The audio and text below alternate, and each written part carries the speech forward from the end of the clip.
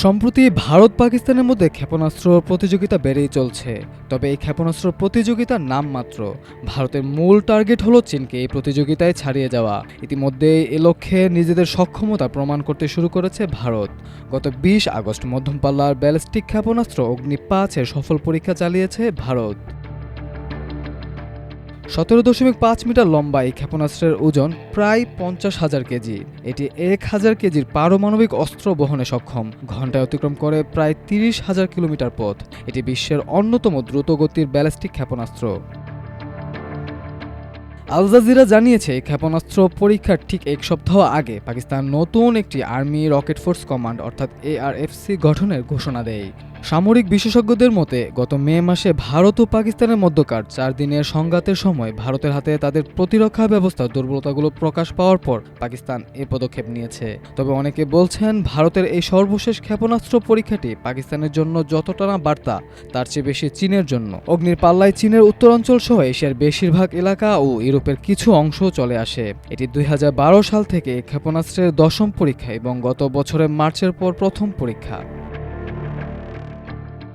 বিশ্লেষকদের মতে এই পরীক্ষার সময়টি ছিল খুবই গুরুত্বপূর্ণ, কারণ এটি এমন এক সময় করা হয়েছে যখন মার্কিন প্রেসিডেন্ট ডোনাল্ড ট্রাম্পের শুল্ক যুদ্ধের কারণে ভারতের সঙ্গে চীনের সম্পর্কের বরফ গলতে শুরু করেছে। যদিও চীনের সঙ্গে সম্পর্কে এ পরিবর্তন হয়েছে, তবে ভারত এখনও চীনকে তার প্রধান হুমকি হিসেবে দেখে। নয়াদিল্লি ভিত্তিক সেন্টার ফর এয়ার পাওয়ার স্টাডিজের বিশিষ্ট ফেলো মনোপ্রীত শেঠি আল জাজিরাকে বলেন, চীনের হুমকির কারণে ভারতের একটি দূরপাল্লার কিন্তু আন্তঃমহাদেশীয় নয় এমন ক্ষেপণাস্ত্রের প্রয়োজন রয়েছে।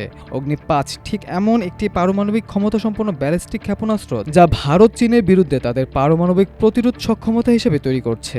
এর সঙ্গে পাকিস্তানের কোনো সম্পর্ক নেই।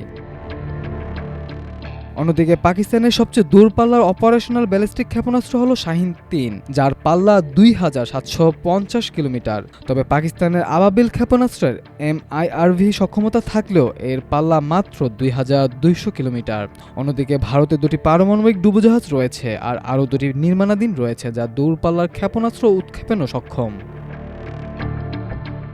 যুক্তরাষ্ট্র পাকিস্তানের ক্ষেপণাস্ত্র কর্মসূচির ব্যাপারে উদ্বেগ প্রকাশ করলেও ভারতের ক্রমবর্ধমান সামরিক শক্তিকে স্থিতিশীলতার জন্য হুমকি হিসেবে দেখে না।